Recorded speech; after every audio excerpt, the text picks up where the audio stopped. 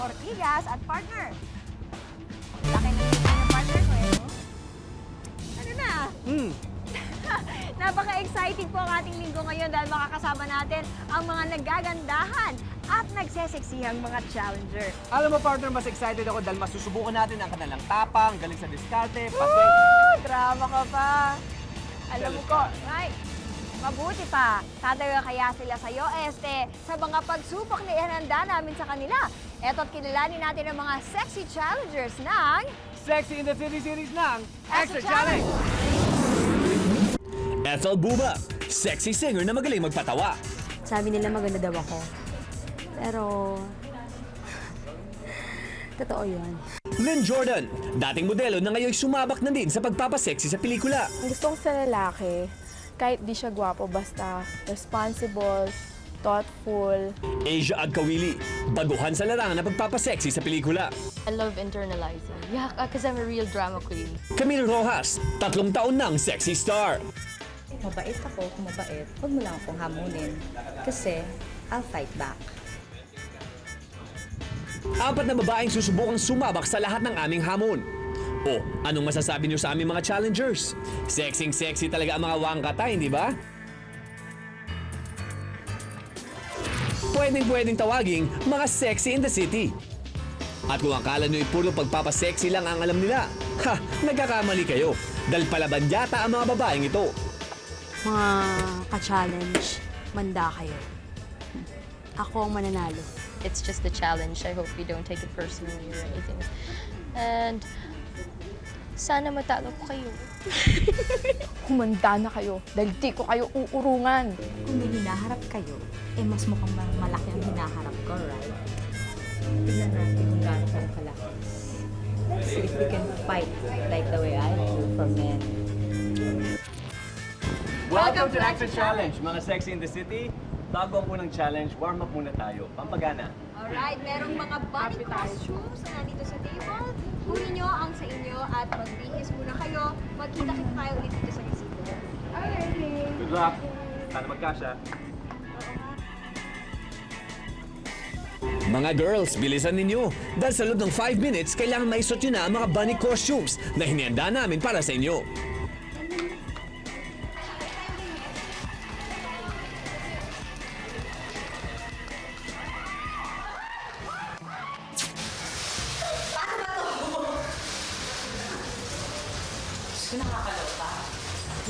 Cute! Pwede siyang pang-Halloween. Ako na lang. Halatang hindi ako marunong mag-stocking. Ako din eh.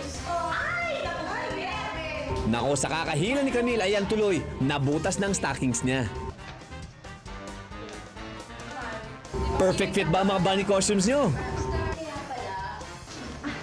Ang liit! Nako Camille, mukhang nahihirapan ka sa pagbibihis ha? Pati yung mo, stocking ko sira. Mukhang ready na itong si Ethel Buba.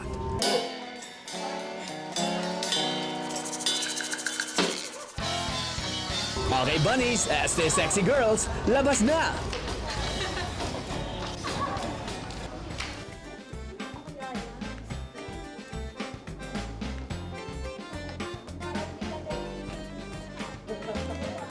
Kung may mga bunnies, syempre, mawawala ba naman ang mga carrots? Parang biglang nag-iinit dito sa gazebo. Oh, di ba? Perfect na perfect ang bunny costumes para sa unang challenge nila. Sa loob ng 5 minuto, kailangang maubos ang mga carrots na inihain namin sa kanila. Ready? Set? Go! Dahan-dahan, ang ngipin, bang mabali. Ano kay lasa nito? Kuyain ng mabuti, baka mabilaukan. Maganda? Okay siya, ha? Mo? Siga? At least malamig. Sarap ah. Sige mga challengers, nguya! Hinga, hinga. Ano wala? Dahan, wala yung hospital. Buntis ka.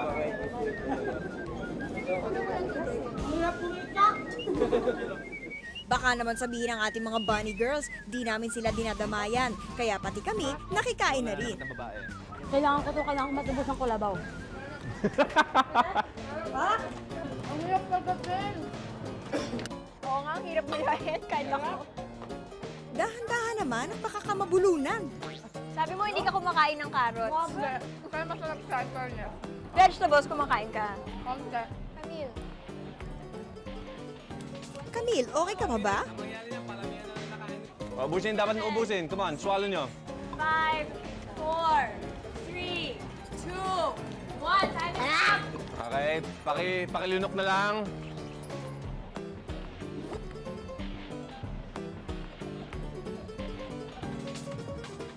O Isha, time is up na. Umumuya ka pa rin. Hindi, susumuka. Hindi pa kumain. Sarap, carrots. Marami. Grabe.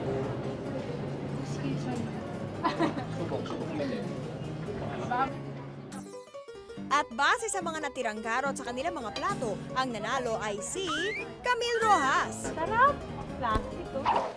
Pero teka, di yata niya kinaya ang carrots. Heto't sa CR siya'y tumakbo.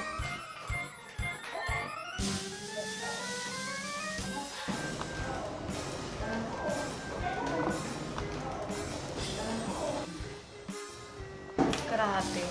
Nanalo nga ako, tumambi na lang siya. Tapos, Mga Sex in the City, congratulations in ang first challenge. At para naman sa inyong second challenge, medyo lalabas tayo sa daan. Kaya kailangan magsuot muna kayo ng inyong tux para naman bumagay sa inyong mga bunny costumes. Okay, mga Sexy in the City, ready na kayo sa next challenge? Yeah! All right, let's go!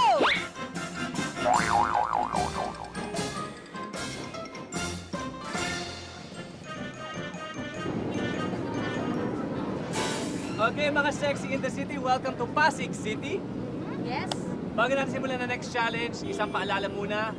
No matter what happens, hindi nyo pwede banggitin na gumagawa kayo ng extra challenge o taga-GMA kayo. Okay? Sa araw na ito, kayo ay mga takatak bunnies. Kailangang maibenta ng ating mga sexy challengers ang laman ng kanilang takatak tray. Kanya-kanyang diskarte. Basta importante, maubos lahat ng paninda nila sa loob ng 30 minutos. Nagsisimula ng humirap ang hamon sa ating mga sexy in the city. Sa suot nilang mala Playboy bunnies, siguradong magkakagulo ang kapasigan pag nagsimula na silang maglako. Mami, bumili na kayo. Sige na, bili kayo. Paano naman yan? Ito oh, magkano ba to? 2 piso, 3. Birthday ko po kasi. Thank you po. Nakulin ha, isinasabit sa katawan ng takatak tray na yan. Baka mangawit ka sa kakabitbit ng ganyan. Ay, mga kuya, bili na kayo. Talagang ang agaw atensyon ng pulang bunny costume ng ating sexing challenger. Tingnan nyo naman, kahit sinong lapitan, napapabili agad. Aba, may libreng kiss pa ha. Magaling ang naisip mong gimmick ha. Sige po, pag marami po kayong binili, may libreng kiss po.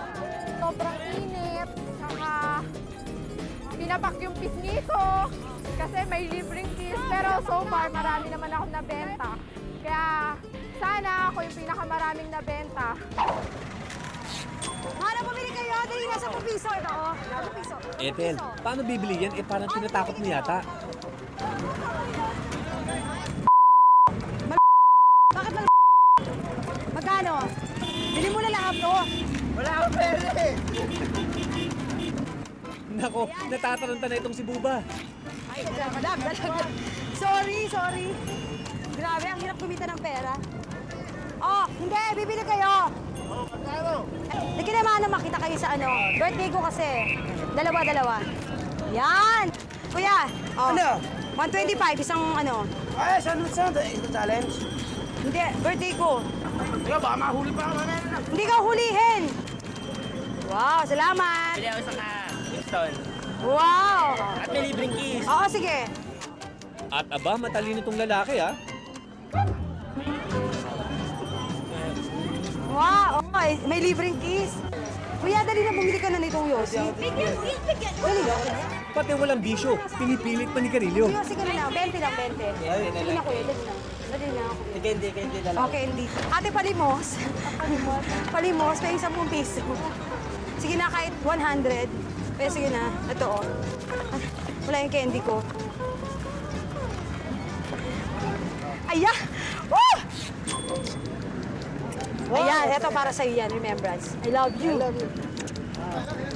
Nako Manong, lagot ka kay misis pag uwi mo. Grabe napapatingin at napapakamot na lang sa ulo ang mga tao sa iyo, Buba. Magkano? 10 piso lahat na to. Alang-alang sa'yo, ha? Uy, mukhang malapit na maubos ang paninda mo Ano na po?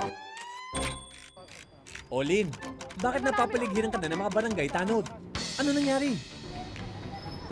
Ba't di mo ba alam na bawal dito yung nakaganyan? Marami po kami nagtitinda ng ganito. 4 po. Nako, eto din si Buba. Napapaligiran na. Bawal. Birthday ko ngayon. Ano, birthday? Eh, kasi bawal dito eh. Bawal yan. Kiss ko na lang kayo. Ayan. Ne, kiss na lang, kiss. Ayan. Bakit? Ang gwapo mo kuya, ang haba ng baba ko. Mami, bumili na kayo, please. Hulihin na ako, nakaubos na po. Malusutan pa kaya ni Lynn at Ethel Buba ang mga tanod na walang tigil sa kakabuntot. Kuya, halika muna. Pupunta na Naloka ang beauty ni Camille nang malaman niyang magiging takatak bunnies pala sila. Bili ka ng candy, gusto mo? Bumili ka na! Bigyan mo ang 2 piso. Aba, sa pilitan din pala style nito. Ano ba? Yossi? Gusto mo na Yossi? May holes? Sige. Salamat! Kaya ng powers ko! Nagtitinda talaga. Promise. Bili kayo, palengke tayo, tara. Ano tayo, game? Yossi, bili kayo.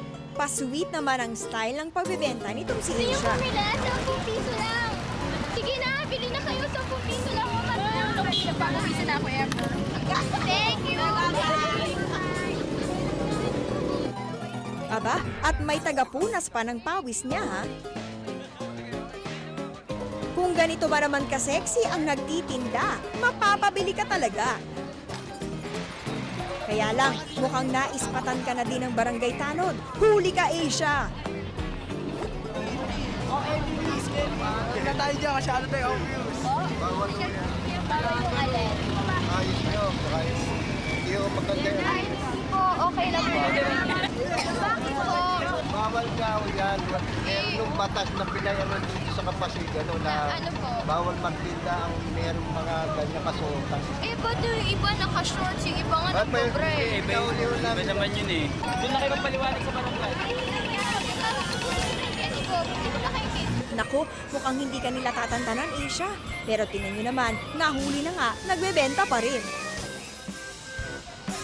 Yun, sabi bawal daw yung suit-suit ko, tapos nakaka-distract daw ako sa traffic. Alam mo, madali lang namang ibenta eh. Kung hindi ako hinuli, di sana naubos ko to, di ba? Ang pagkakaalam ni Asia, nahuli na rin ang mga kasamahan niya, kaya sumama na siya para harapin ang kapitan ng barangay.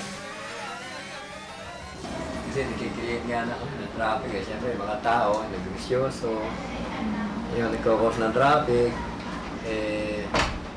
Siyempre, marami rin tumatawag na yung mga reklamo. Honestly, hindi naman ako nag-expose ng, Okay. di ba, any private parts. Plus, if you see somebody in the streets wearing short shorts, you only think of Pokpok. And because I'm selling this, may mali. But then there's nothing wrong with this. I mean, you can Matapang ang ating challenger. Medyo mainit ng usapan dito.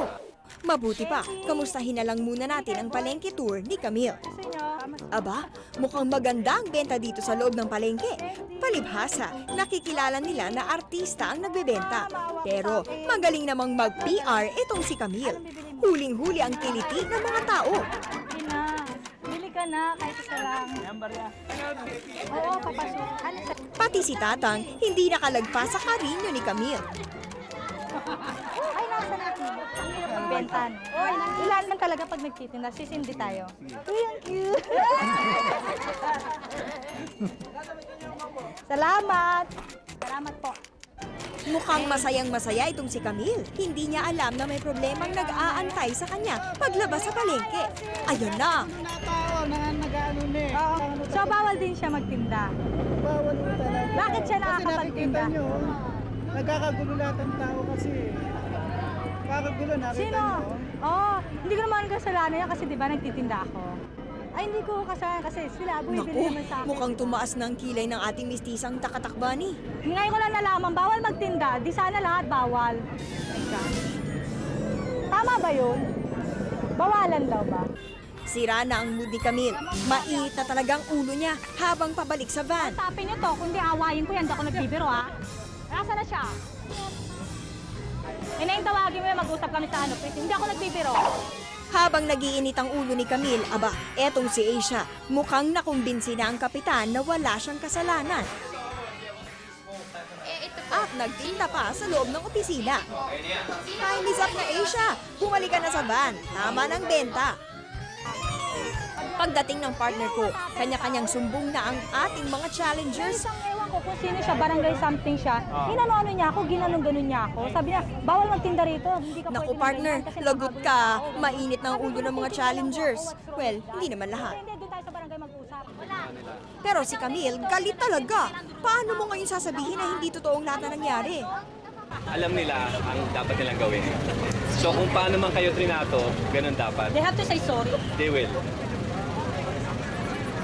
Kami mismo nag-utos sa kanila. Utusan lang namin sila.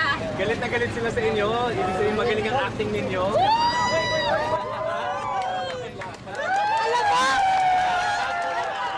Alam mo, hindi. Camille, para hindi ka na magalit sa akin. Ito na lang mabibigay namin sa'yo dahil kasi pasensya ka na. Dahil ka ba? Umarte. Pasensya ka na. Napag-utusan kami ng extra challenge. Wow! Kaya para huwag ka na magalit, tanggapin mo na to. Tanggapin mo na, Camille. Ay, hindi, kailangan ng kiss. Oh, kiss, kiss, Kiss now, kiss! Kiss sa boobs! Ay, salamat. Bati-bati na ang lahat. 204 pesos ang kinita ni Camille. 315 pesos ang kinita ni Lynn. 243 pesos ang kinita ni Asia. At ang panalo, si Ethel, na naka 443 pesos. Saya-saya dito sa Pasig.